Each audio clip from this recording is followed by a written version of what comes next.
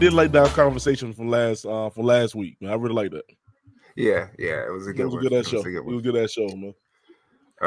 Hopefully next time we can get. It's been a minute since Toy and since Toy's been on, and we ain't got Amon on yet. So hopefully next time, we can get one or both of the ladies. We need a whole damn team on the show. Like, we need a whole team. All four.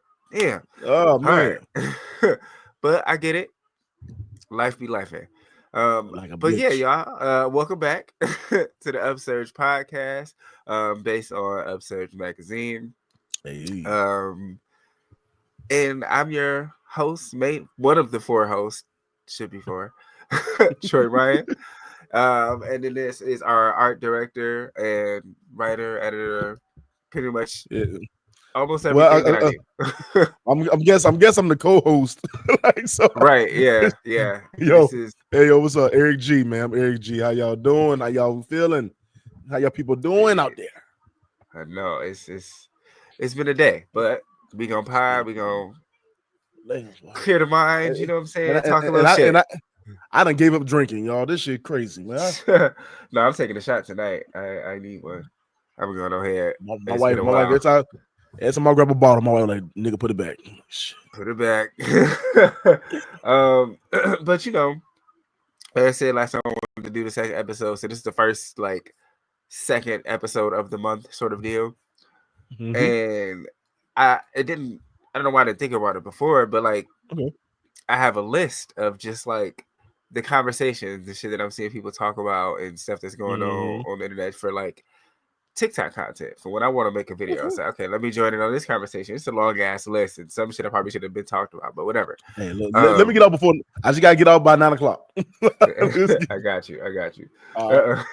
But so I figured I could just kind of go through that one. And honestly, one of the things that's not even really on this is just on my mind. I don't know if you saw my video, but that flat earth shit. Look, man. Look. If motherfuckers, if we are still talking about the earth as being flat in this big ass age we are, y'all look. Look, the Gale Kingdom went up there and found out that the earth is not flat. So we are good. Cause I don't get it.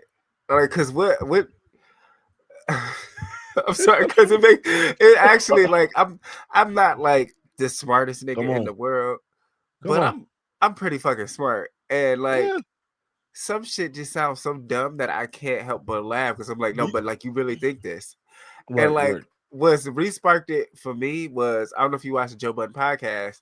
No, hell no. That's my shit. I gotta get into one. It's worth it. Joe's a motherfucking clown, man. He wild as shit, man. Yeah. It's entertaining. Sometimes they have good points. Other time they just sound like a bunch of niggas. You know what? Hold on. Side note, man.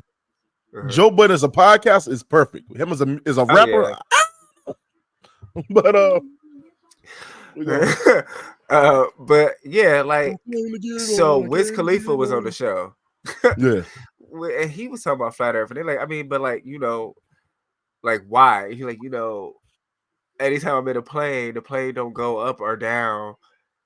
And I'm like, what the fuck do you mean? If it went up, that means you're up. You're up now. You're in the you're up. You're in the air, motherfucker. Yeah. If it go down, you landing or you crashing. So what? Right.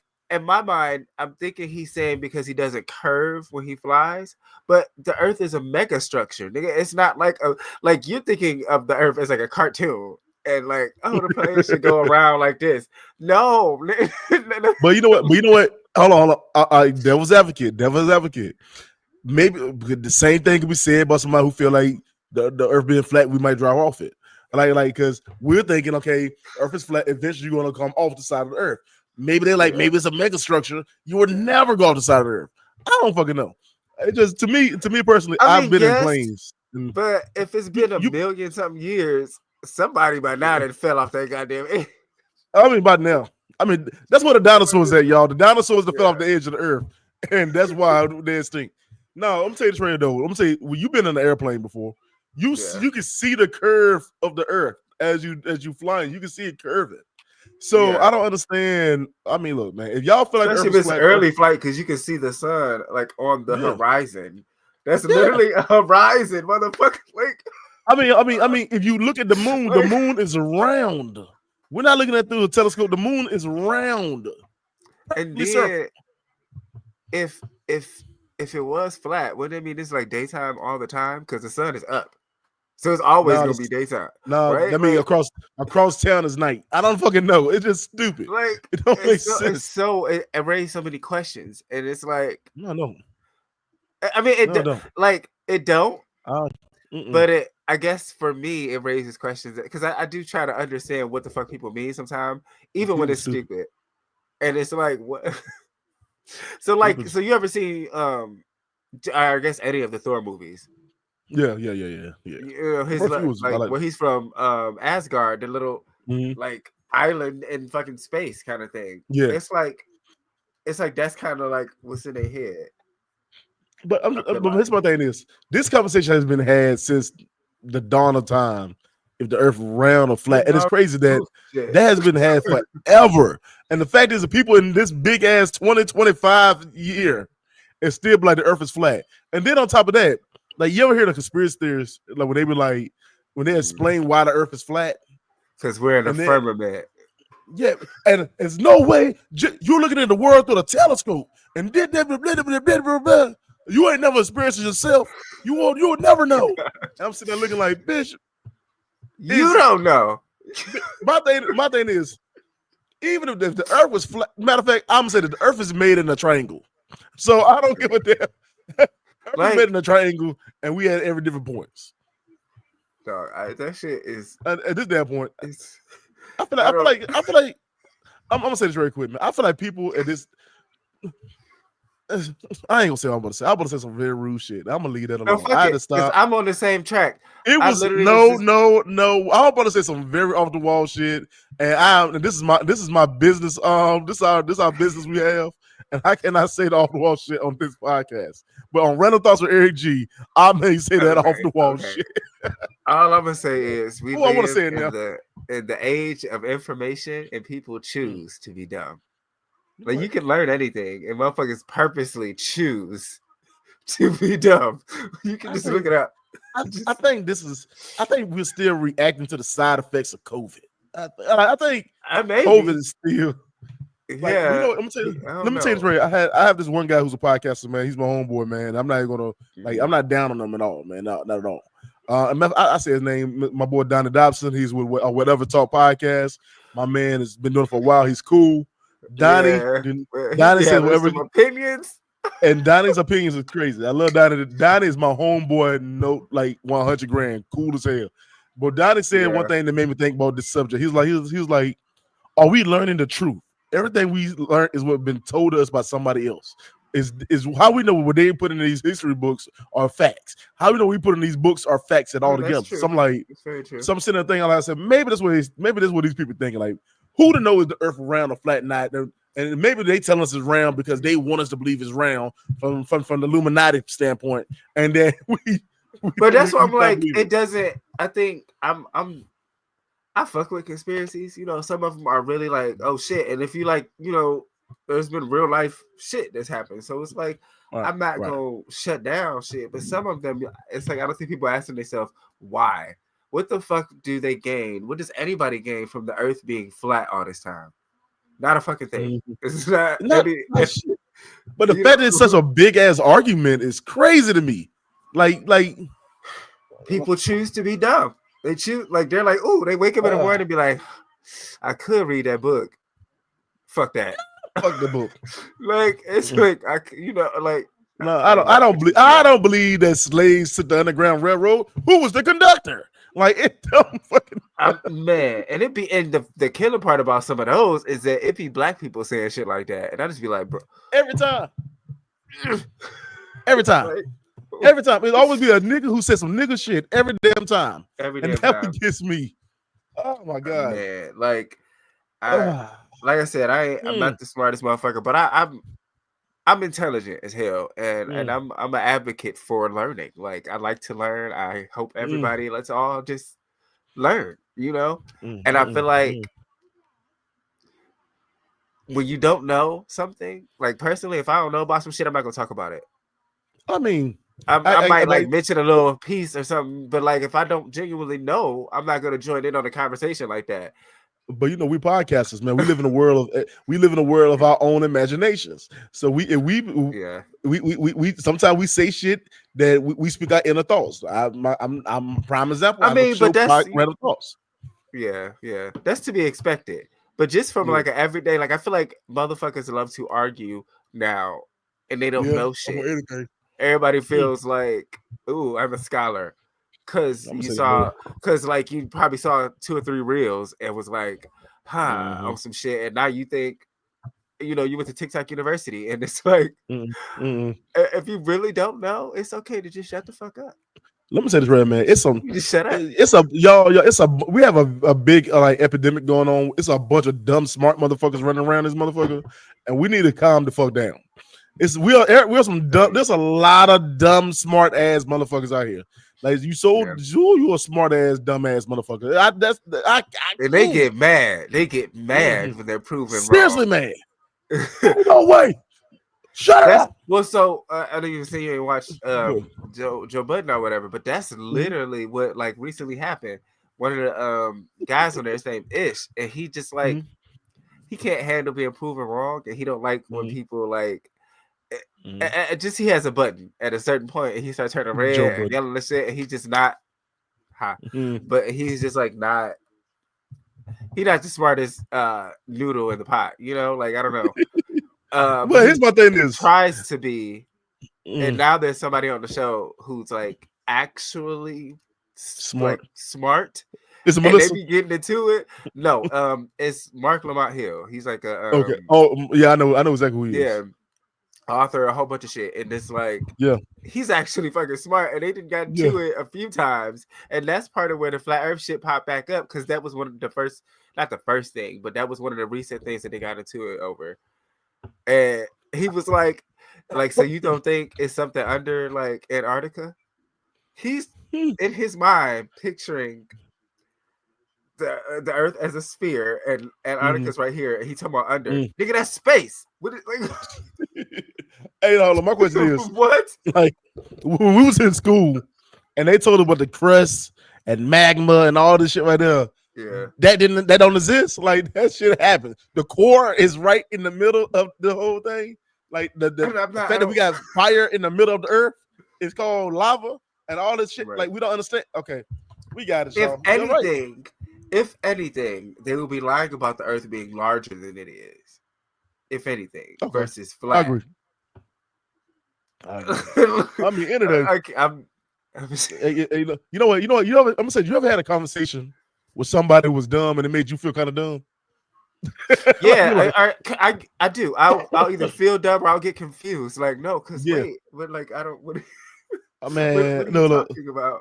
And don't get me wrong, I'm not the smartest. Look, I'm not the smartest man in the bunch. I am very smart for my own capacity.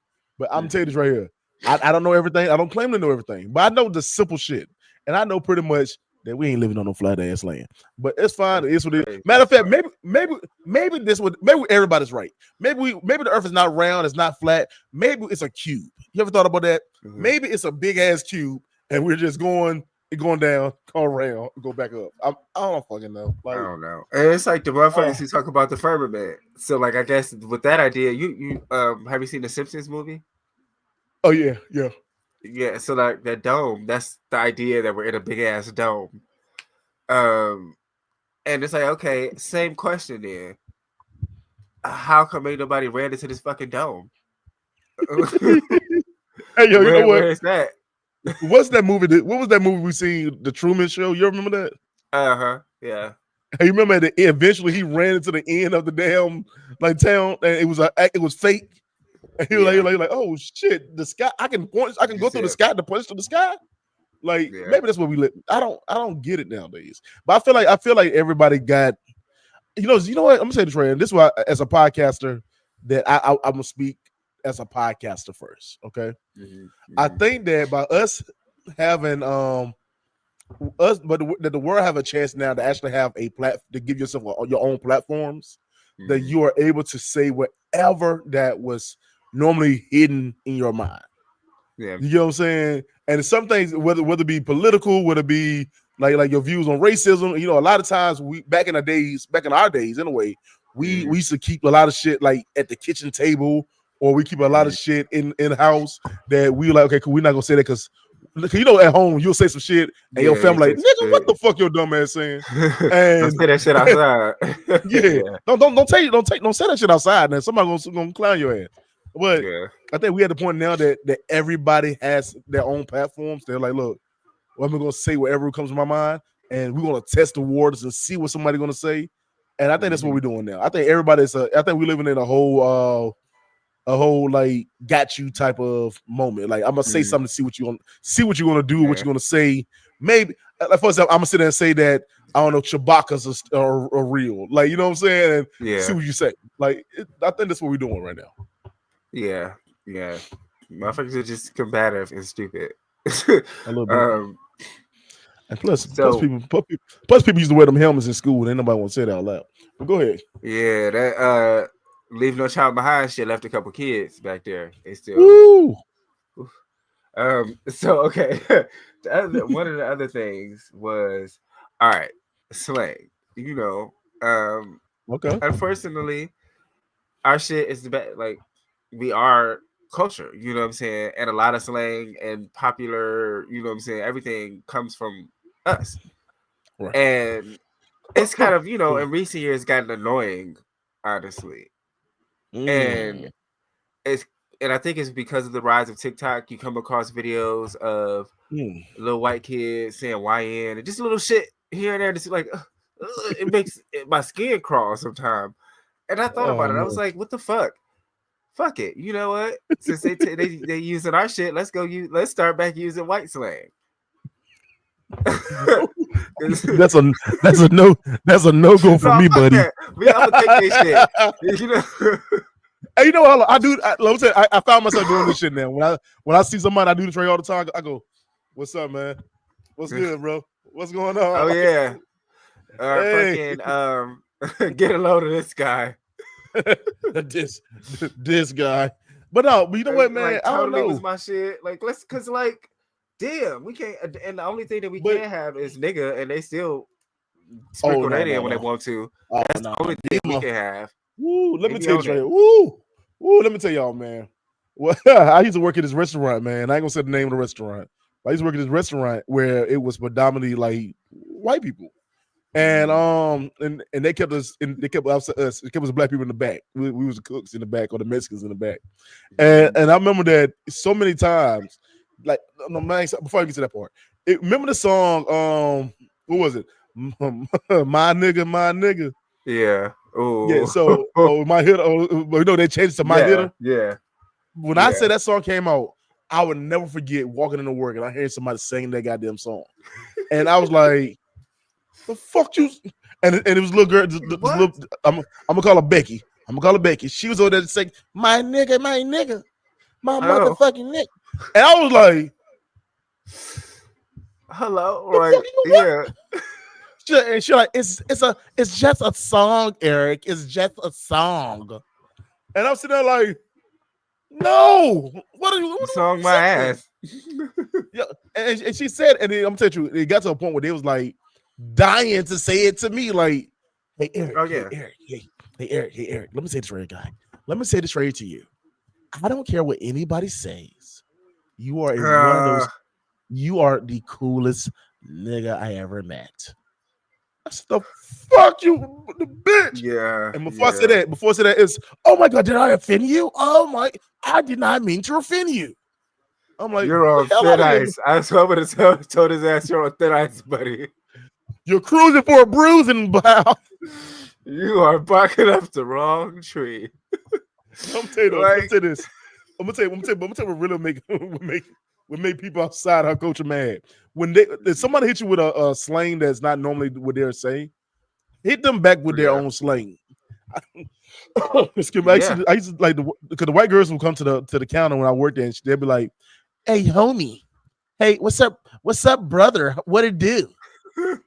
and I went back to it, and I said, "I'm totally doing great. Like, right. I'm totally doing awesome. How are you doing?"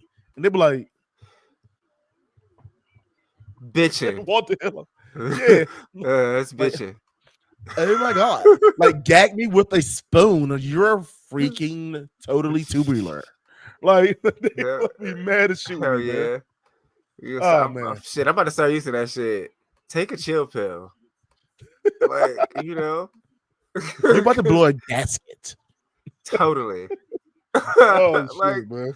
cause we can't have shit. Not a So, damn thing. But you know what? take I that love that the shit. Met.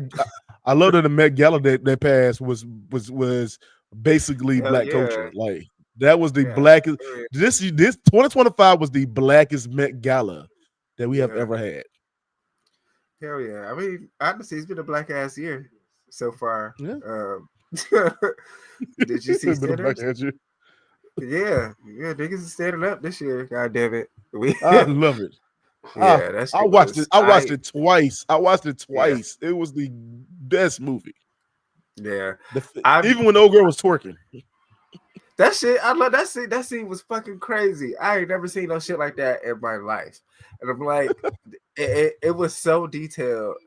It was fucking with me. Like, I'm like, wow.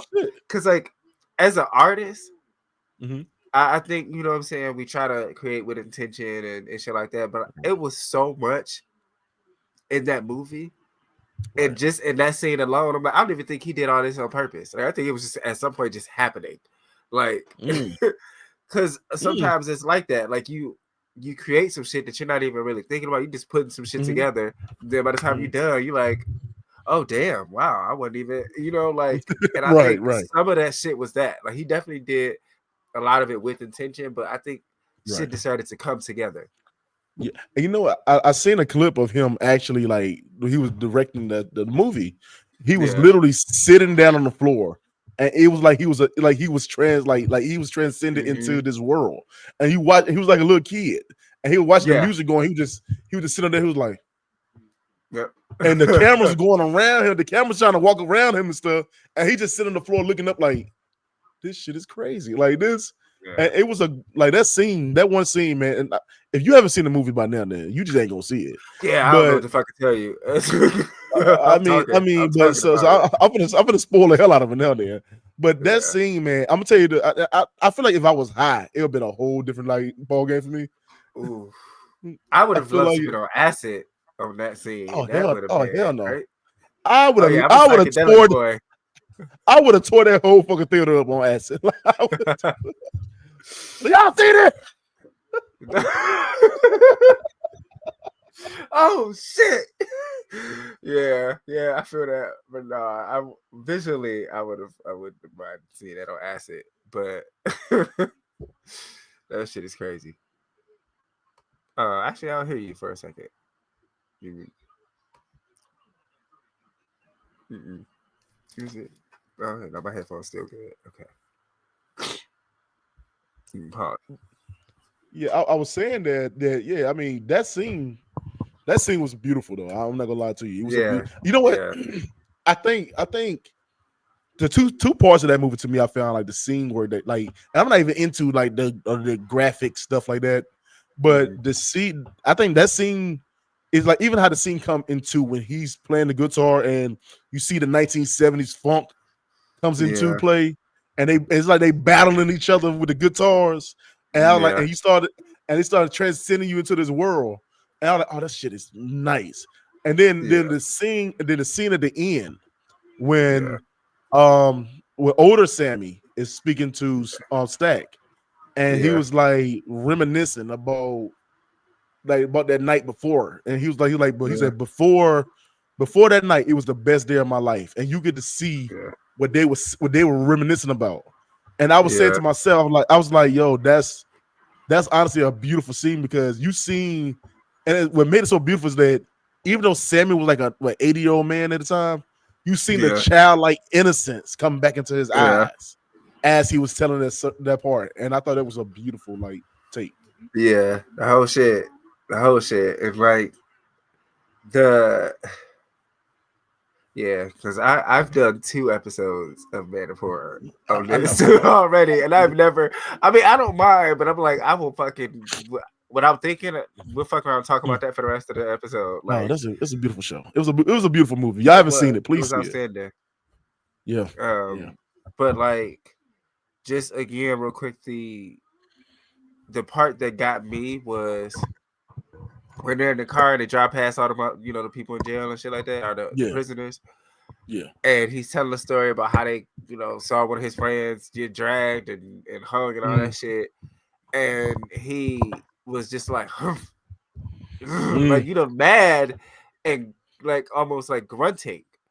And then it transitioned into melody of a song. And it was like, well, yeah, that's where our music came from. Pain and frustration.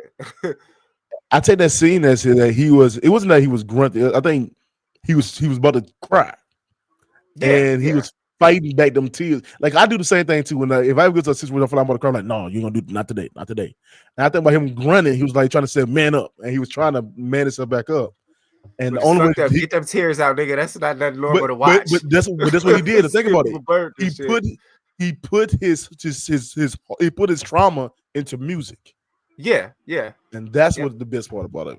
And that's why I was like that for that sound that he was making, and it, like I said, transitioned to a harmony. It was like, oh, and it made me think about Master P explaining the like he's like, you know, that he was talking about it. He's like, we was angry, we was frustrated. It's just like, like literally, I'm angry. So it was like a battle cry. And it's like I said, that's where our music comes from.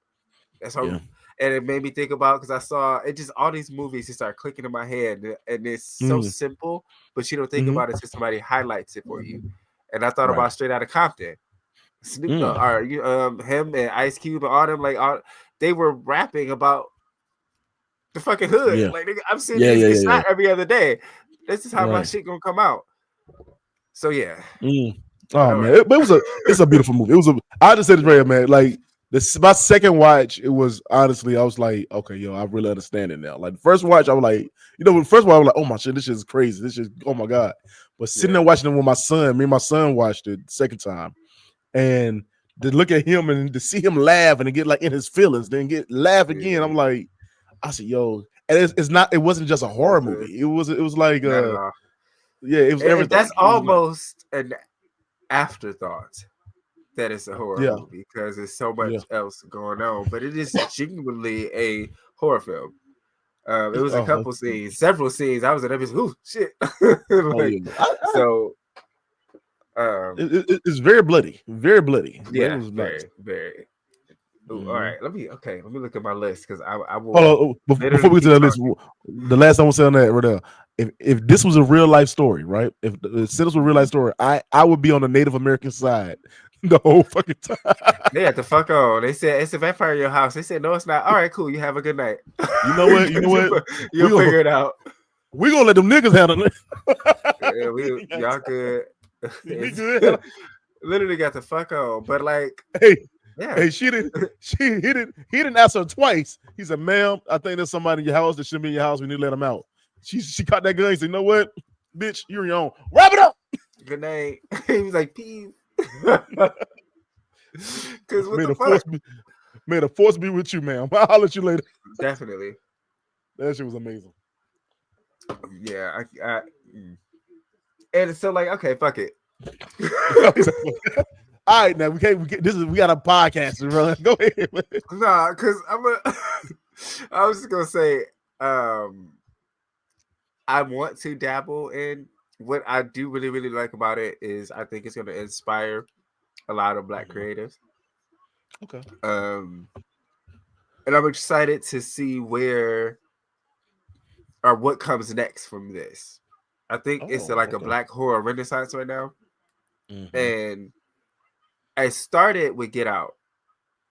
Okay. And since then we started to dip in more and more. Then we got The Blackening.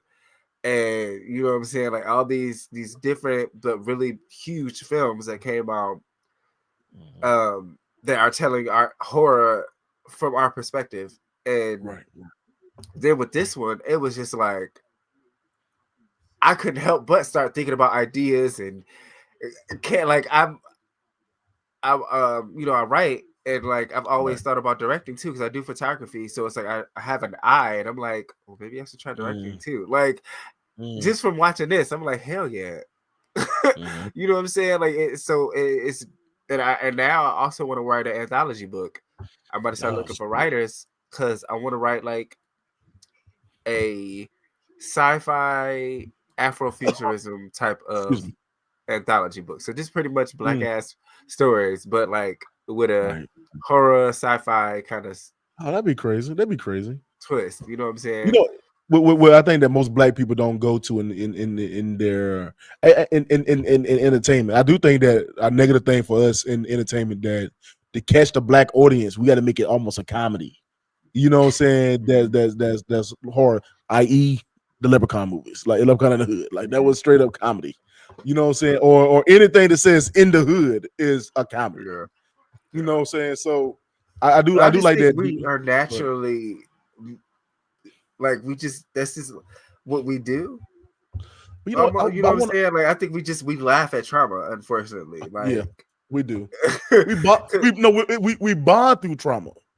Yeah, but we definitely laugh at it because I realized that there's this YouTube channel called Cinepals, and I watch that too. Yeah, I fucking love their shit. And like a few months ago or some point last year, people started suggesting black films for them to watch. I've been watching them. Yes, man, and it's like these are movies I've seen my whole life.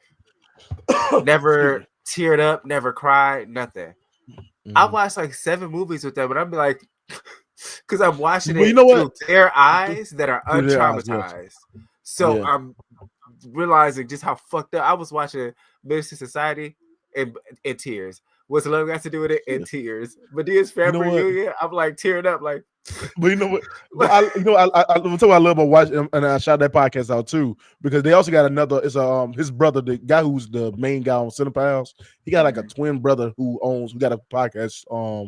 A movie review show too called something real something I can't remember, but they look identical, but if you watch Cinepass and watch him discover these black movies and he's like, damn, I get it. You can see him like, I get it, I understand now. You know what I'm saying? And that's then the guy that make you be like, oh shit, this is actually good. I mean, I actually watch it because they actually is to watch them understand it. It's funny because now they into black TV shows now. And they starting to catch on to it. They're like, oh shit, this shit is funny. Like I never heard of this before. I never seen this before. And we're like, man, we've been there. Like it's right. But it's funny. Like I think about, like I said, Minister Society. I've seen it a million times. We got me and my parents and my brother and all. We got one line. You know how we do. We get a one-liner from a movie and say that shit randomly. But it's a fucked up movie. And like, Boys in the Hood, matter of fact, actually is the one. I was like literally crying about it. And I'm like, they just hate us so much. They got the hood fucked up. Like, I'm like literally like, and I'm like, I've seen it so many times. Why am I crying? The fuck? Oh, yeah. It's just, that's why I think our movies are like that though, because we laugh at trauma. Like, unfortunately, we are naturally at this point just funny. Most niggas are just naturally funny. It's probably about 10% of us that just probably it's like, but I think that we have to understand that we do gotta laugh. We was always taught to laugh to keep from crying. You know what I'm saying? And that's one thing about us. Even like for example, what's love got to do with is one of honestly me and my little sister's favorite movie together, and it's me and my little sister to this day can quote, and as bad as that movie is, we can quote that movie. We quote that movie word for word, and then what's my sister's favorite part? Should I say, "All right, bitch, I'm gonna fire you, fire your ass, fire your ass." And then now they put that damn somebody made a meme, a reel, and they put when he turned around with the hair. No. Oh. They made a meme when they told him to fire your ass. They made a meme with Kendrick Lamar. This Kendrick Lamar song, you know what I'm saying? He go, hit you with the fire. That's so petty. That's petty as hell. I gotta find that. It was hilarious. Man, I watched that one too, and I cried when I watched it with them. I was like, damn, Tina, she made it. She has such a hard life. I'm like, hey, Then sad news, she ended up passing away. But look, it's crazy. Hey, but she reached the hell out of some dreams. I tell you that. She did. You know, especially when Ike died. We was all. I was at school. I was in high school when Ike Turner died. And we were like, I mean, we were making jokes about it. We were like, I bet you Tina Turner like, yeah, that's what we fucking do. That's what we fucking do. That's so it's like I'm not sick about black horror being funny because that's just what. Because I mean the blackening overtly so. Because like Sinners, a lot of it was just how they talked, like that made it funny. Because she was like, your big ass been in and out of here all day. My man said, yo, the only reason my stomach's messed up, my stomach probably messing with that stale grease. And she was like, bitch, who you talking to? Like that's just how the fuck we talk. You know I don't cook with no stale grease. Shut up, Annie. That was hilarious. Telling you. Oh, okay. This one is actually more serious. Go ahead. Like, and this was a conversation that I had seen going around like a couple weeks ago or whatever about education. You know, like black women are kind of like the highest receivers of degrees and shit like that. And it was a conversation about black men and not, you know what I'm saying, taking education serious. And I had to think about it because in a lot of ways that's true. I've always been very nerdy. And I'm like, it's not even just so yeah, I'll say what I was gonna say. I'm always been kind of nerdy. Like I am a smart nigga. And I used to dim it because you would get teased for it. It's like niggas used to call me Dexter, Braxton from fucking Jamie Foxx, so like all kind of shit. And I'm like, damn, nigga, I just like to read. Like, I'm sorry, like, and it would cause you to, you know what I'm saying, like I said, dim yourself or kind of like keep that to yourself. And I did that a lot. And it's like that's part of the problem that we treat education, we equate a smart man or educated man or whatever to being soft. And it's the weirdest shit because just because I'm smart don't mean I'm a bitch. Like, you know what I'm saying? But that's what I think we've done to education, to why it's not as many men seeking degrees and shit like that or going to school or, you know what I'm saying? Because I look like a bitch. It's like, no, you look like you're educated. Right. I think that I'm gonna say this right. I do think that I'm kind of on the fence with it. When I say that is, I think the teenage mindset does not value education at all. I mean, the youth, your teen to your 20s do not value your education, your smartness, who you are. We was always taught that you need a scholarship to make it to college. You need a football scholarship, a basketball scholarship, an athletic scholarship to make it to college. We never put pride into actually earning a academic degree. You know, so academic scholarship. We never put pride into that. You know what I'm saying? And I think that because we only seen that one way to make it out of the hood or whatever is through sports. We always seen that. You know what I'm saying? And not seeing we did growing up. You didn't see a lot of not entrepreneurs. You didn't see a lot of engineers. You didn't see a lot of engineers growing up. You know what I'm saying? So we seen sports. We bonded over sports. So you like, okay, we're gonna push that forefront. And I remember having this conversation with my son. My son is 18 now, and he's about to go to college. He go to college in August. And growing up, I wanted him to play football. So like I really wanted him to play football because I thought that naturally he would take to it, which he did. My son took to it very, very well. And he even got some football scholarships.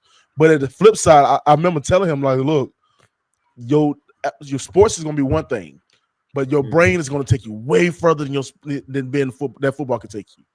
And it was crazy because he finished this year with almost a 4.0 GPA, but also being like he's the top 10 of his class. But he also was like had the most rushing yards of this fucking season. And I was like, yo, I wanted him to always have always want to rely on his brain, because at the end of the day, you can get injured, you can get hurt, something can happen to you. You know what I'm saying? Yo, what you know is gonna always prevail. And I always put it into him, you know what I'm saying? Because growing up for me, I was like you. I'm very smart. I'm chopped. I'm chopped with full of random ass facts. I know Yeah. so many random facts, and that's because my dad. I was a football player, but my dad made me. It's a punishment. Read the encyclopedia. My That's real. no lie. As a punishment, my dad would make me read the encyclopedia, write a report on what I read, and then I had to read it to him. And That's no real. lie, I fuck with it no though. lie. Like you asked me, I used to know all the presidents' names from like president, like the first president. I think from George Washington to not Bill Clinton to George Bush. I knew every president name. I knew what year they came, what year they left. I was on punishment all the damn time, so I was always reading that damn encyclopedia. But I'm with you though. I do think that we don't value that enough. But also back to what you said, I think now as an adult, as a dope black man, we prioritize our families first over ourselves. Like for me, I'm in college now, but I wanted my wife to go to college before me. You know what I'm saying? I wanted my wife to pursue the education before me, because I wanted that was her dream. I'd rather for her to live her dream out first before I did. You know what I'm saying? And that was, I think that's what a lot of men are going through nowadays. We want to push our families before us. Then we're like, okay, now y'all be better. Y'all settle. Yeah. Then when we get out there, we can find how I am. Yeah. It's not just about that. It's just I want y'all to succeed in y'all dreams. Then once y'all get it, I can work on me. You know what I'm saying? I can focus on me. Okay. That raised two thoughts. One, I wonder if discipline plays a role in some way, because that was kind of how I learned a lot too. Punishment, like I love TV growing up. I would still be doing other shit, but like I need my TV at home. I need to be watching something, and that was part of my punishment. A lot of times, no TV, no radio, no. Sit your ass in your room when you get home from school. And I had a lot of books and comic books and shit. So I would just read. And I, would get more and more. So it was like, in relation to how you said your punishment was reading encyclopedias and shit. Like, I wonder if on some level, because then I think about the kids who don't get in trouble, or you know what I'm saying, don't get punishments and shit like that. Those tend to be the ones that aren't the most intelligent and talk a lot of shit. You know what I'm saying? So it's like, But there was one more thing I forgot. But I guess just my whole shit is if education is looked at differently by black men, I think more of us would actually seek it as a goal. Like, it's so it's hideous. Like, there's so much. Like, I'm thinking about even this when I went to school. So many guys just were passed. They would just pass, motherfucker. Like, damn well that boy can't read. Yeah. Why are you passing? That is true. That is like, so true. Yeah. That is true. But his crazy part is we always felt like if you was smart, I felt that you wasn't gonna fit in. You know what I'm saying? So you had to like it been times where I was the smartest kid, you had to dumb it down. Cause how many times I heard someone say, "I bet you ain't gonna give me the real facts. What's going on, man? Go ahead and tell it." Like, and I'll be like, "Man, you know what, man? Fuck it. I don't even know it no more. You right? You got it." And like even now, I get on my wife's nerves because we can't watch a movie that's based on a true story while me looking it up. Like, hey, wait, hold on, press pause because it say right here, dude. I have to. My wife, I get on my wife's nerves so bad. Like if there's a movie that says based on a true story. The whole time we watching the movie, I gotta look it up and look at the real story and read about the real story while we watching the movie. Then I gotta compare what happened in the real story versus what's going on in the movie. I do that too, but I like to do it after. I like to do it after I watch the shit. It's on my mind the whole time. I'm like, oh, it was a movie. It was a movie that we watched. I'll never forget it. It was about a group of it was back in the 1970s. They were what's that sport the white guys play? It's not football. Rugby. Rugby. Okay. Yeah, the rugby players. It's back in the 1970s. They was taking a trip to I think it was in Australia. They was taking a trip to another country to actually play this big tournament. And in the middle of the trip, they hit a iceberg. Nice, bro. Sorry, they hit a mountain. They hit a mountain. They hit a mountain, and the plane crashed. Right. They stayed. I mean, half of the people lived, and half of the team lived. But to survive, they had to start eating each other. And I wonder if Yellow Jackets is based on that. And my thing was the whole time we watched the movie, I was like, I gotta see this shit for real. And I read up the whole damn thing. And I was like, my was like, why is you reading it? Why you gotta learn about it while you're watching the damn movie? Right. It's the nerd in me. I can't help. Because I need to know. I need to know. But yeah, like niggas used to hit me with, and I mean, I ain't gonna hold you up. Sometimes I was a little pretentious about it. Like, ha ha, I know these words and you don't. But like niggas, oh, there you go with the big words. What that word mean? You don't even know that. And I'm like, I do. And like, you know what I'm saying? And I like, I'll say yes. Sometimes I was a dick about it. It's called a spoon. I like, yes. And sometimes thinking back, I could be a dick about it sometimes. So like, one of my pet peeves is when people read slow because my brain is too fat. Like I can't. I need you to speed it up. And you know, it's always the 2 or 3 kids in the class, and unfortunately, the best reader. So when it's time for everybody to read out loud, it's their turn, and it'll be like, the cat saw, and I'm like, I'll be sitting there, just getting irritated. I'm like, that's fucked up. Like, looking back, God, I was a dick. But oh no. So hold on. The trick is that the trick to that, guys, is you read the passage before it gets to you, so you already know what to say. I always read my paragraph. Hell yeah, read the paragraph before it gets to you, so once you get it, you comfortable reading it. I'll actually count the motherfuckers. I'm like, it's gonna come to me next. Let me go ahead and read this damn next paragraph. Once I get it, I'm ready.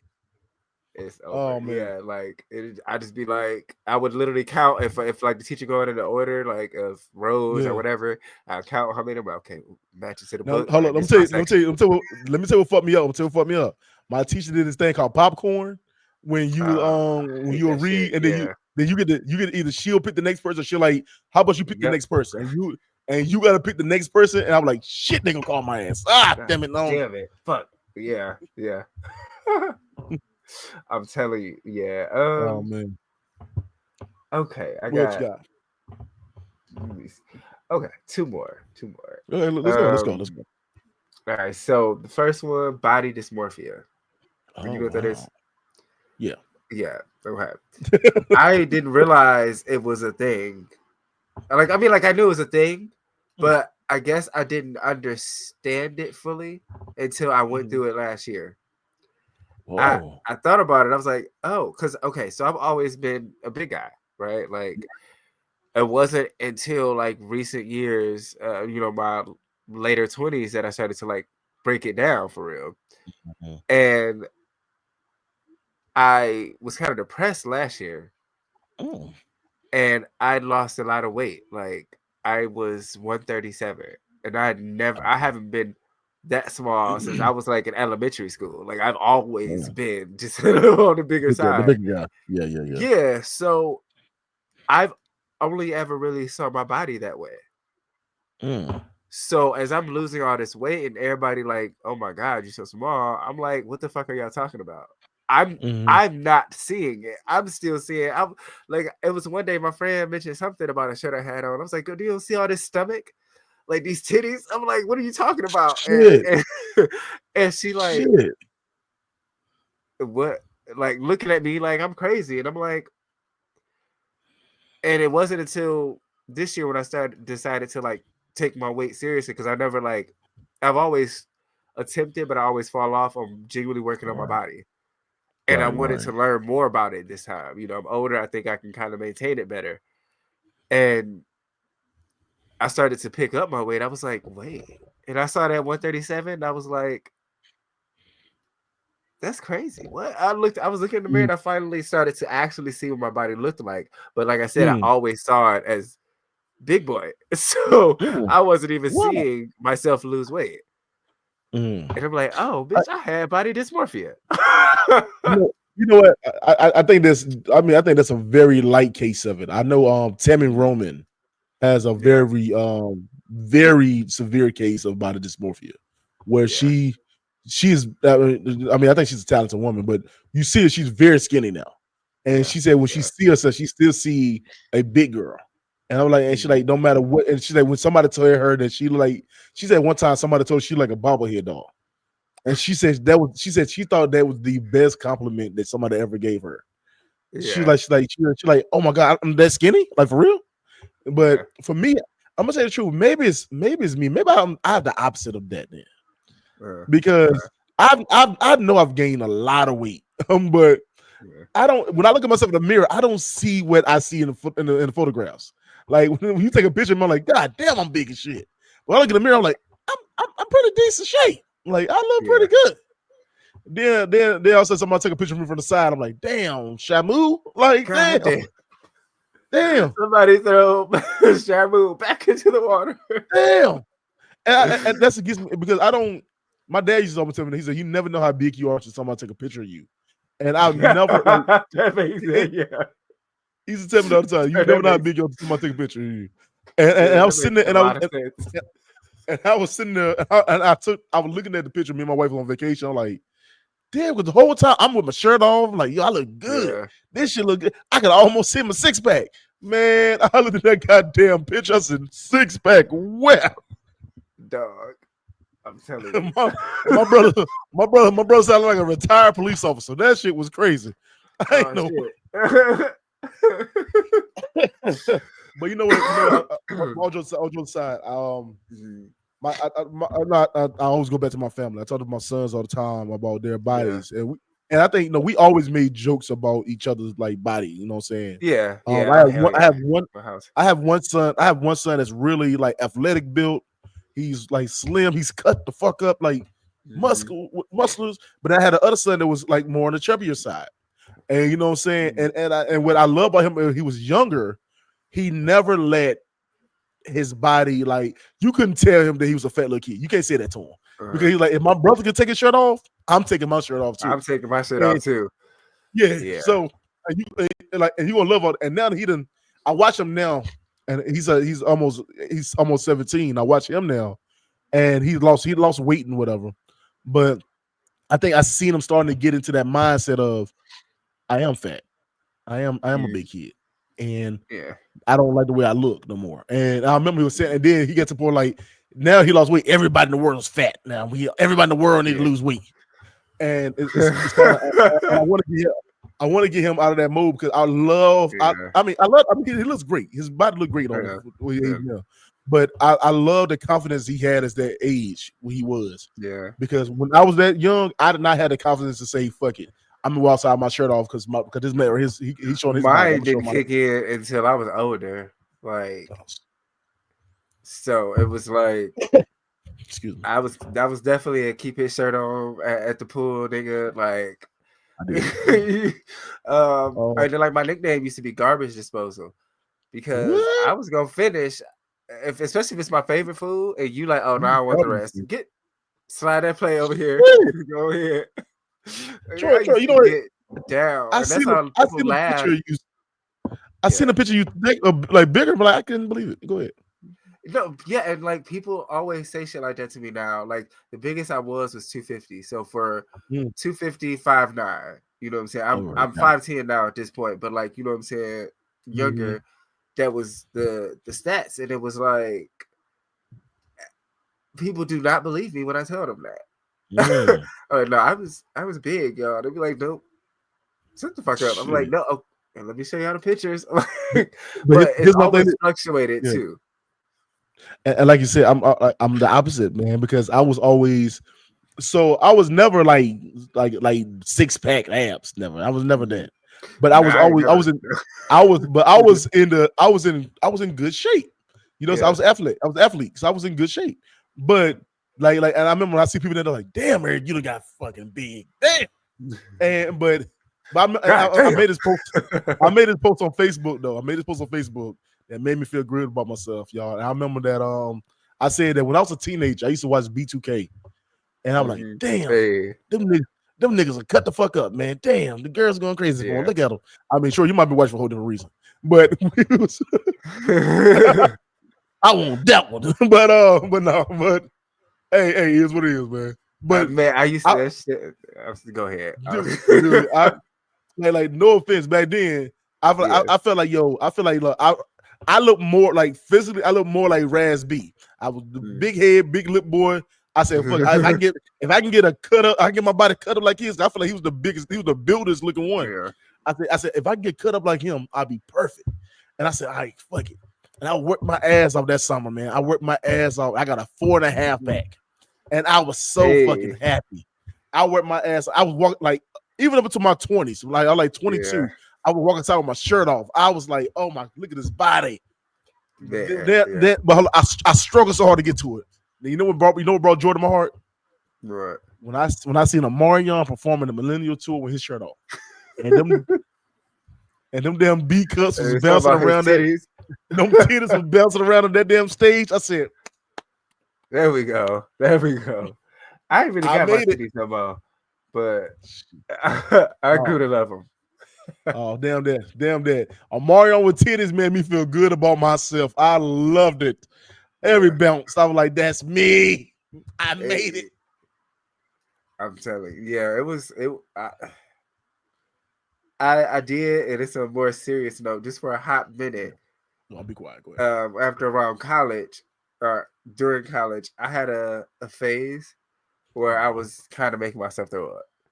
Oh, I was like, all right, I'm sick of this shit. And then, like, after that was the first year when I went away, and then when I went to campus or whatever, and then the second year when I came back, I was like, okay, no, I want to really work on this shit. Like, so I actually lost a lot of weight, worked on it, and then picked it. Like I said, it's always fluctuated, but it at this point in my life, it's been pretty consistent the past few years. Outside of all that weight loss last year, which was crazy, but I've been able to keep it around the 165 area. I want to be in a Marvel movie, so I want to get to like 175, 185. And you will be swole though. I'm just a quick little, so I can get that Marvel contract. I had a dream. I signed that bitch one day, and it ain't happened yet. So I need to dream that. Hey, think about it, man. Yo, having the motherfuckers in Marvel's like 40 plus, so you got it. Hell yeah, I'm only 32. By the time I'm 40, you got it. Oh yeah, I'm ready. Hey, when the Black He-Man come out, you in there, man. That's it. Hell yeah. Hey, I appreciate that. But you know what? I'm gonna say the side note too, like serious thing about it. I'm gonna tell you what kind of messed me up one time too from my weight loss stuff, and this is the serious thing. Yeah. So I was gonna like enlist in the Navy at one point in time, and I remember if I enlist, my sergeant at the time told me, he was like, no, I had like little baby fat on me when I was in high school. Yeah, I wasn't like I was slim, but I was like had a little belly. So he was like, how about you lose some weight? He said lose about 50 pounds to come back the next year. I said, how am I gonna do all that? I go running all the time. He said, how about you take laxatives? Take a laxative and just go ahead and take a laxative, and with the little extra weight you got will go off. And I remember one point in time, that next year I came back, I was super slim, and I still in the list in the Navy, but super slim. And I remember, but from there I got to a habit of when I was trying to lose weight, I took laxatives, and which eventually kind of messed me up a little bit more. And it's like, because it don't work for your body after a while. Yeah, like and it was kind of, and then when you realize this shit ain't working, and actually. When you take a lot of laxative, it blows you up more. And that was something I realized later. Yeah, fuck that. Yeah, well, you know, for our fellow fat boys out there, big boys, either currently big boys or used to be big boys, you know, I stand with you. Because I still got that. You can take the weight at the boy, but you can't make the boy stop gaining the fucking weight because I'm still eat the same way. For fat boys, I sit with you. Because niggas stand up too long, my ankles hurt. My knees start hurting. So I'm going to go ahead. Man. But no, as always, you know, we appreciate y'all for listening, for checking out the magazine, of course. Which, by the way, get ready for issue 8 coming out. And then we gonna do some more. I feel like, I know personally I've definitely been a little slacking, but other shit be happening, but we still been keeping it, you know, pretty consistent. But I definitely want to do more. So right, stay on the lookout for that. Okay. Real quick, don't forget, follow all my shit on Troy D. Ryan, Trigger Troy. That's everything. Man of Horror, Love Journal, just all the shit. Just type in Troy D. Ryan on Google. Google me, and it'll all come right on up. There you go. E. Yo, man, this is your little big brother Eric G, man. Yo, Troy, thank you for having me a part of this damn team, man. We are the most Yeah, dysfunctional family I ever been in. But that's but yo, that's the word. hey, now, but now I'm gonna tell y'all this right. Look for issue number 8 coming out, man. We only getting better, y'all. I'm telling you, we getting better. Oh, and I'm the every cover issue. again because it's my birthday month. Woo! Oh, yeah, so we all got a cover for our birthdays, and I can't wait because I'm taking my photos for August. I can't wait. But anyway, y'all, man, but check out the issue, man. We are getting better and better. If you want to be a part of our covers, you want to be in our magazine, you want to be showcased as your business, your art, whatever you have. Reach us We got at the ads Upsurge. going. Yep. Reach us at Upsurge Mag LLC at gmail.com. One of us is going to reach back to you, give you the pricing and everything you need to do. And plus, tell a friend to tell a friend to check out Upsurge Magazine. And y'all can't wait. Very soon, probably the next 2 years, we're going to get the live physical copies of Upsurge Magazine. Yes. But yes.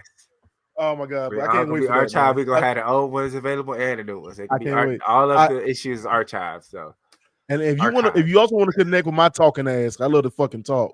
If you want to connect with my talking ass, reach me on my podcast show, Random Thoughts with Eric G, on all platforms and on YouTube. And also check out all my side shows within my series. That's Local Spotlight Artists, that Game Night, The Truth, you name it, I'm on it, and all these mini shows I've been on. Thank y'all so much. hey, all right, y'all. Check y'all later. God bless you. Peace.